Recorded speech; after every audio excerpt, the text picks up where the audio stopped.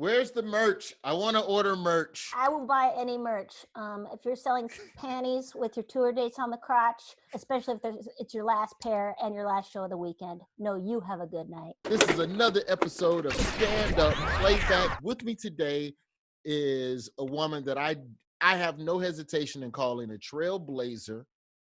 Yes, that's what I said, a trailblazer in stand-up comedy, and that is the one and only pride of Minnesota, Mrs. Maria Bamford. Maria, thank you. How are you doing? I'm very good. I can't wait to see the backgrounds of some of these clips, and this is going to be embarrassing and delightful. Well, and I think that's what a lot of comedians deal with when they view themselves on television. Hell, you could show me a clip of myself from yesterday and I would still squirm. But no, it's just now, before we watch some of your old stuff, it's customary. I'll show you one of mine first, so nice. You can get in your jokes and your little snipes and your quips. This is a clip of me. This is BET's ComicView 2004. And for the people who don't know, ComicView used to come on every night, 5 nights a week at 9 o'clock, and then a rerun at midnight. And this was like the evolution of Black comedy after Def Jam took over the 90s. This is 04, so this is early aughts. And as a comic, especially as a Black comic, this was the show you had to get on. You had to get on ComicView because that was the only way your mom was gonna love you. This is me, 2004, BET's ComicView. You did it! I got kicked out of a career day. It's not funny. That's true. Traumatizing. It's very true. I'm not making this up. I'm back home in Birmingham speaking at an elementary school to some kids, and I got into an argument with one of the organizers because he's going to tell these kids that a career and a job are the same thing. I'm sorry. I cannot agree with that. A career is something you actually love, something you actually want to do, something you went to school for. You studied for that. Go to Taco Bell at 2 in the morning and tell me that's a career. Ain't no school of burrito. I went to Florida A&M. There wasn't no chalupa classroom. There wasn't none of that. So now you see all those people in the crowd? Oh, they're well lit. That's a terrible idea. You can see their faces. So it's first come, first serve, the way they seat the audience. But then when they're making television, they kind of want to put the cute people up front. Oh. So they straight, I saw audience coordinators straight pull ugly people from the front, like, I'm sorry, this is somebody else's seat, and put them in the back of the room. And pretty people don't laugh. No, they're the worst people to have in the front row. They have no problems. They can't relate. Yeah. they can't relate. This was some of the best time of my life. I still had a good hairline. I was a little slimmer.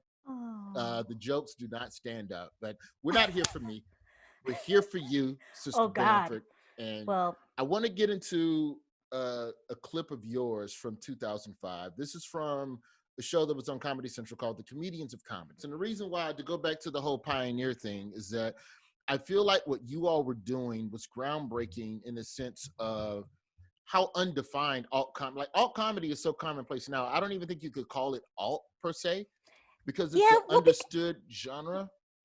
Yeah, everything, the internet makes it so it's just whatever you like, whatever you've found that you enjoy. And it seems like there's just all these tiny little audiences enjoying specific things. And that means people like me get to have a career, and it is a career, not a job. Or wait a minute, sometimes it's a job. Sometimes it feels like a job. Yeah, it feels like a job.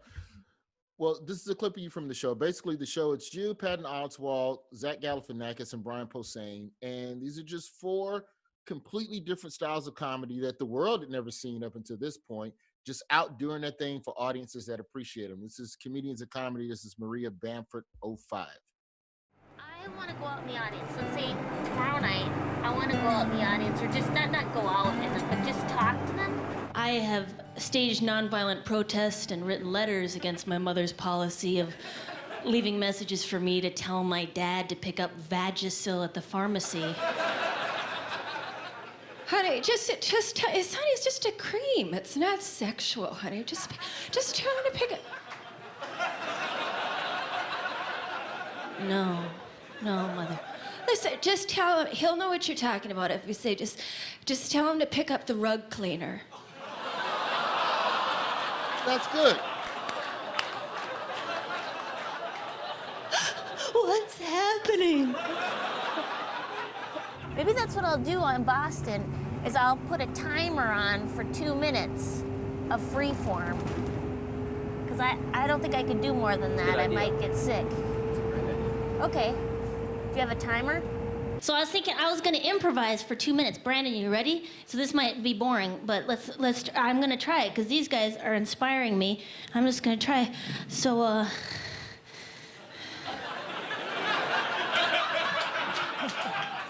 Everybody's standing. I remember that. you know what's funny? There's this okay, stop. All right, pause it. So what do you- Pause it. So as the clubs start to reopen, whenever the shutdown ends, and people are still scared, because everything that makes comedy work is everything that makes Corona catchable. You got to be close.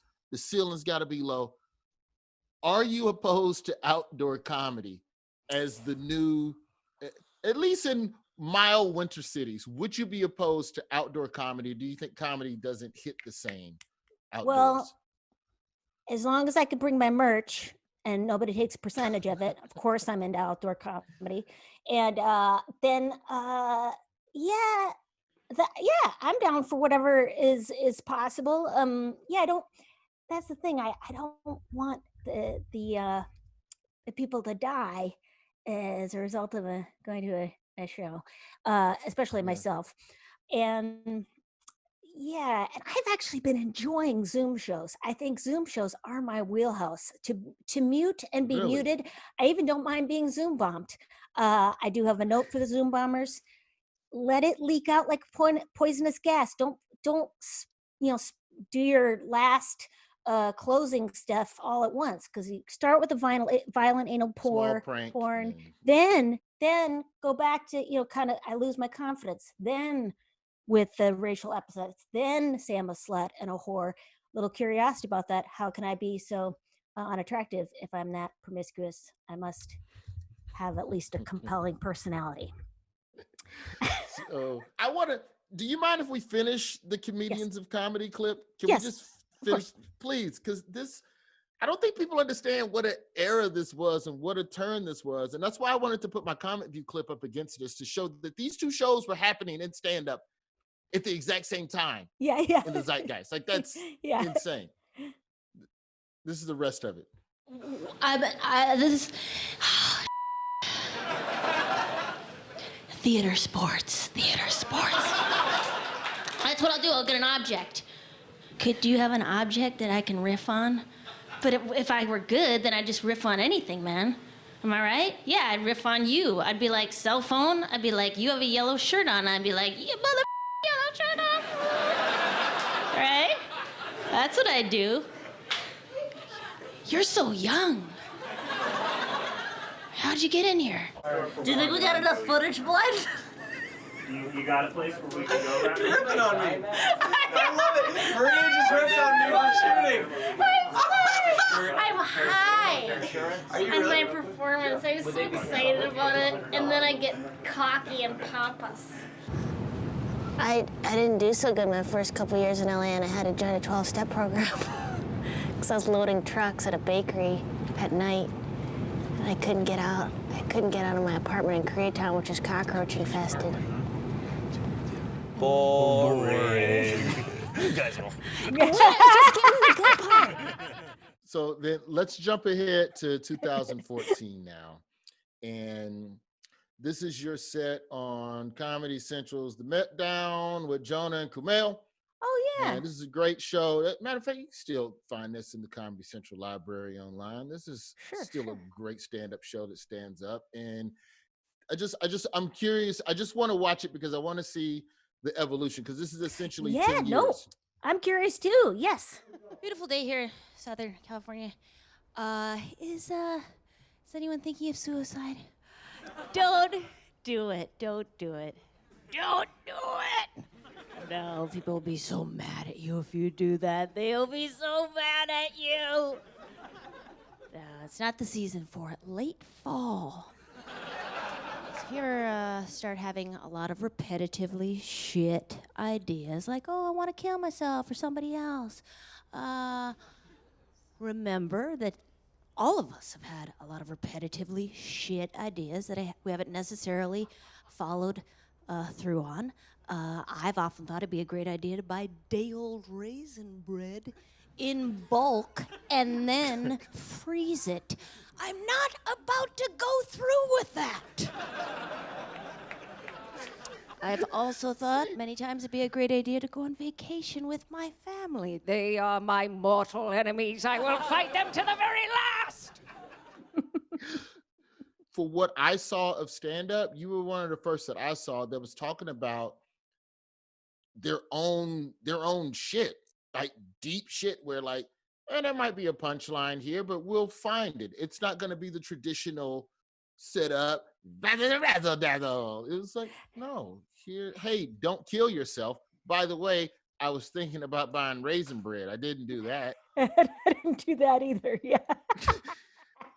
Where you made suicide as on the same level. You get what I'm saying? Like, when did you choose that path? Like, because I know at first the first evolution of a stand-up is imitation. You find someone you like, and you kind of be that for a minute until you figure out who you are. How did you settle on that? Like, fuck it, this is what I'm talking about, and I don't care if this doesn't get me booked on the road somewhere. This is what I feel comfortable with. Well, yeah, and I think I definitely had experience. I definitely started to go where the love was, or I think I've always have done that. Like, I'm not for doing super tough rooms. Like, if people don't want to hear what I have to say, oh my God, let's not disappoint all of us.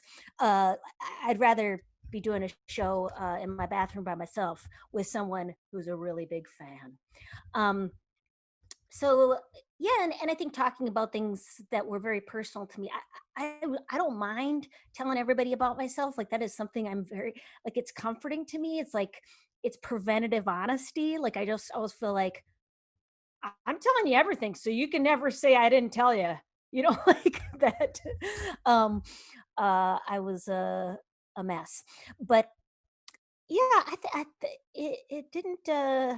It just seemed like the things that I wanted to talk about, especially suicide. I think that was a very funny topic to me, in that it was just how many emotions come up around it. You know, when people are mad at someone who's committed suicide, that I find bizarre.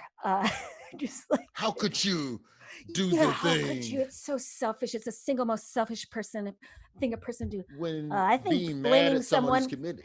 I think blaming someone for their own death at their funeral, I think that's the single most selfish thing you can do. No, writing down the premise for this joke at the funeral for the comedian who just committed suicide. That is truly the single most selfish thing you can do. All right, well, let's finish this last Yes. little bit of the meltdown. Honey, we're just going camping in Michigan with your cousins. I will not be dashed upon the rocks by your siren song. Anyways, if you ever start thinking, oh, but I'm a waste of space and I'm a burden, remember that also describes the Grand Canyon. Oh, but I owe people a lot of money and everybody hates me. Hello, Europe.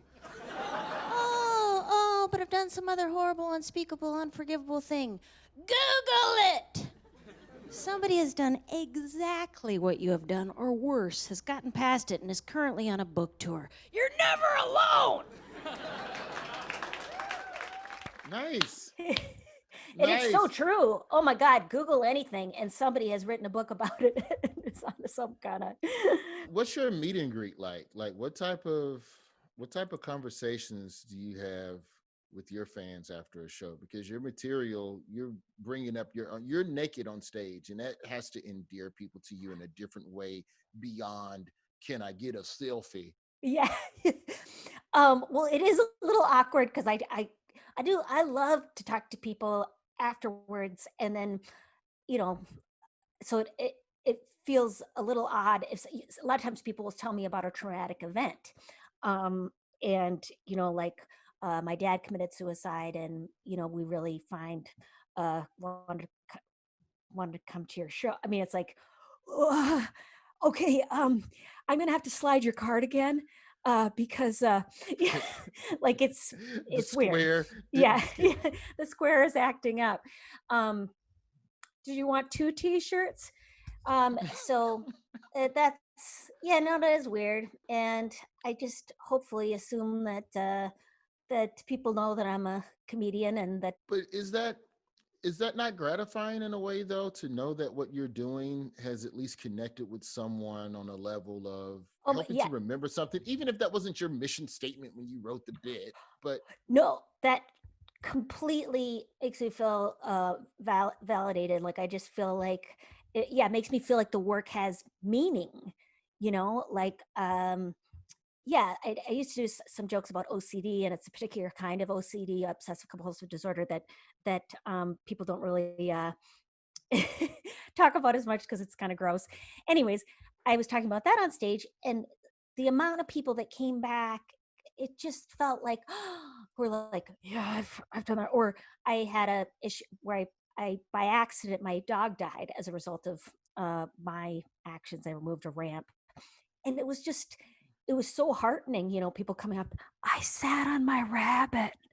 Like after the show, like that's yeah, like what you're that's what I do really.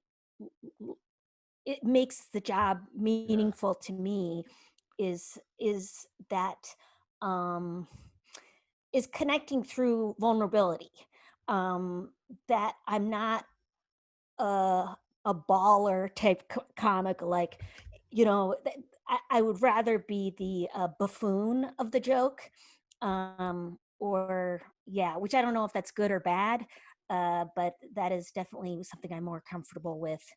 um I don't always strut the stage. I can't thank you enough for Oh, sitting thanks, down Roy. with This me. is so lovely. When I tell you I have respect for you, I love it. I love you. I love everything you do, Maria. Thank you very much. It's been an honor. Thank you very much. Yay, Comedy Central. Where's the merch? I want to order merch. I will buy any merch. If you're selling panties with your tour dates on the crotch, especially if it's your last pair and your last show of the weekend, no, you have a good night. All right. Well, thank you so much, Maria. Thank you so much. Thank you. Bye bye.